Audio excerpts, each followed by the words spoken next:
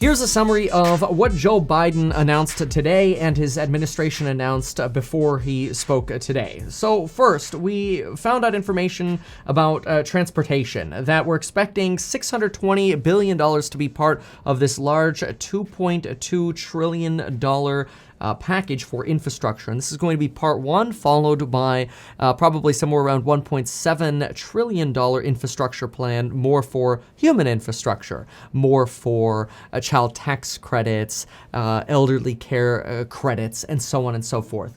In the package that we talked about or heard announced today, we heard that $620 billion will go towards transportation, which will include $115 billion for bridges, highways, roads, and $20 billion for road safety. This will address about 20,000 miles of roads. We expect that 10 bridges that are the most economically significant will be replaced, and that 10,000 bridges will be repaired. We'll also see $85 billion going to public transportation, new rail cars, and transportation to connect the inside of cities with the rest of the city, and also outside the city. So Biden talked about having new transportation systems to basically bring people from outside a city into a city. $80 billion for Amtrak, $125 billion for airports, $17 billion for ports. I believe this is waterways, inland ways, and ferries. Anyway, $20 billion for disadvantaged communities, which prioritizes transportation. $174 billion will go to EVs in the form of tax incentives, tax rebates, and encouraging Americans to buy American-made cars. We did not hear anything from Biden today about cash for clunkers. This is all we got today. We also heard about 500,000 electric charging stations by 2030. This was a campaign pitch as well.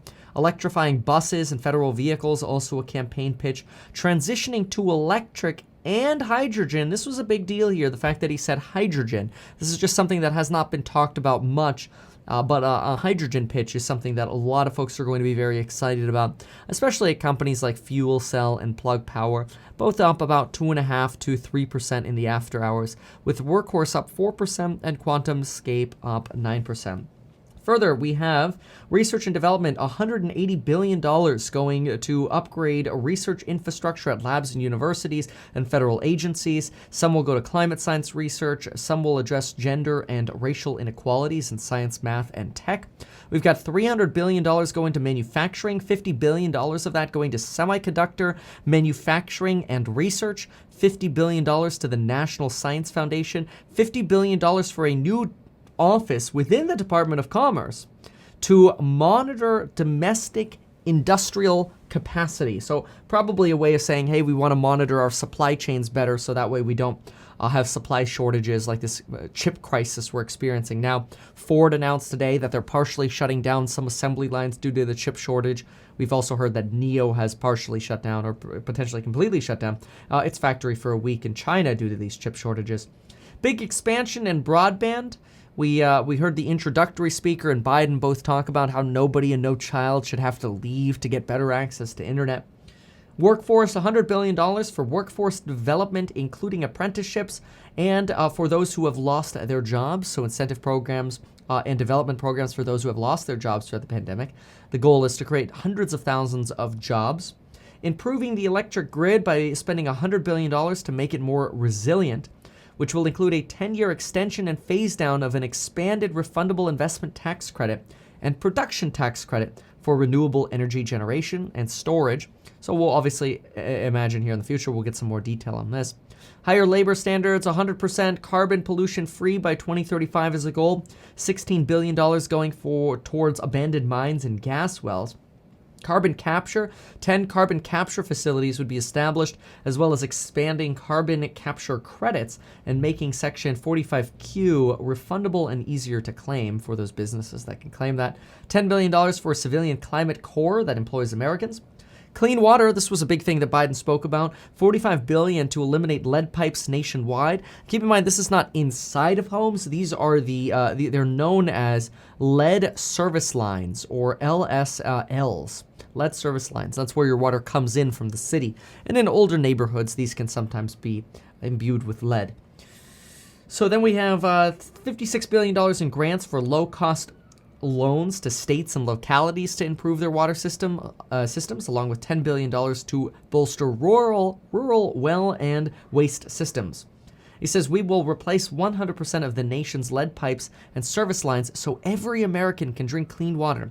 Every $5,000 spent on lead pipes could reduce or save $22,000 in healthcare-related expenses for individuals who are drinking from lead-based pipes.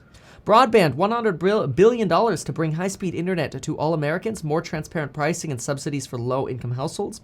Households, $213 billion to build and renovate more than 2 million affordable homes. Tax credits to build housing for low-income families, $40 billion for public housing. Upgrade. Biden briefly mentioned spending money on commercial real estate as well.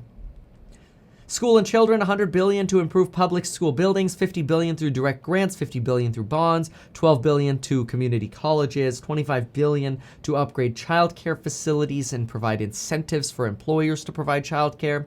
Elder care, $400 billion for housing for the elderly and people with disabilities, $18 billion to modernize the VA. Corporate tax hikes, a minimum 21% international tax on corporations for products produced overseas. And that's up from 13%. It's a good raise. And up from 21%, bump the corporate tax rate from 21% to 28%, as well as institute a mandatory minimum 15% corporate tax on profits. So this eliminates the opportunity for, let's say, Amazon to pay $0 in tax. Even though Amazon is, their argument is, hey, we're reinvesting this money. Biden is saying every corporation should pay a minimum of at least 15%. Eliminate oil, gas, and other tax breaks. Tax preferences for oil and gas industry. All of these preferences and tax breaks will be eliminated for oil and gas industries. IRS audits, more of a focus for audits for corporations. And then additional details about individual tax rates and audits to be coming within the next few weeks. Biden does say that Biden also complains, by the way, that 83% of the money that went to, or that came from the Trump tax cuts go to the top 1%. However, this is disputed. Frequently, this is referred to as a projection based on a think tank estimate, or a think tank's estimates, that if the Trump tax cuts remained in effect until 2027, then 83% of the benefits would go to the top 1%. Currently, we're more like 21%. Biden mentioned that his goal is to reward work, not wealth, and really wants to compete with China, which we expected Joe Biden to say that. We expected Biden to outline his vision. He did say he spoke for 2 hours with Xi Jinping from China upon his election, that his vision for this plan is 15 years out, and that this plan spends $2 trillion over 8 years. And he says that failing to make these investments puts our children at a disadvantage and adds to our debt. He says our infrastructure is crumbling. By the way, Gigafactory Tesla, just as a side note, is expected now to hire 10,000 individuals per Elon Musk instead of the $5,000 originally estimated. Biden also spoke with McConnell and told McConnell that nobody making under $400,000 will see their federal taxes go up. Notice federal taxes, which does imply that there could be other taxes that could go up as well. He says that historically infrastructure plans have been bipartisan and that right now China is eating our lunch, and whether or not it ends up being bipartisan, he wants to see this get done. Keep in mind that right now this is planned to pass by August and September, so we've got a ways to go on this. Biden's claim is that this will create 5 million jobs, and budget reconciliation is an option, though we've got to verify that the Senate parliamentarian is on board with this. So this kind of gives you an overview of the Biden infrastructure Part 1 plan that was announced today. The two parts now have names. The first part, pull it up here, is, well, of course, get 2 free stocks with Webull via the link down below. Go to metkevin.com/Webull and get 2 free stocks worth up to $1,850. Sorry, that's not the name. The name is American Jobs Plan. That's kind of what we outlined here. That's part 1. And then in a few weeks, we'll hear about the American Family Plan. Good. So that gives you a pretty decent overview about everything that Biden released today and the Biden administration released today. If you found this helpful or you like my breakdowns, check out the course links down below. I am changing the pricing tonight. I am very behind on that because it takes me like 3 hours to change the pricing. It's a real chore. So I'm gonna stay up tonight until I get it done. But anyway, if you do still want to use that old coupon code, HODL, it's available for a few more hours, and I'll be changing that pricing tonight. Thank you very much for watching the video, and folks, we'll see you in the next one. Thanks for being here. Bye.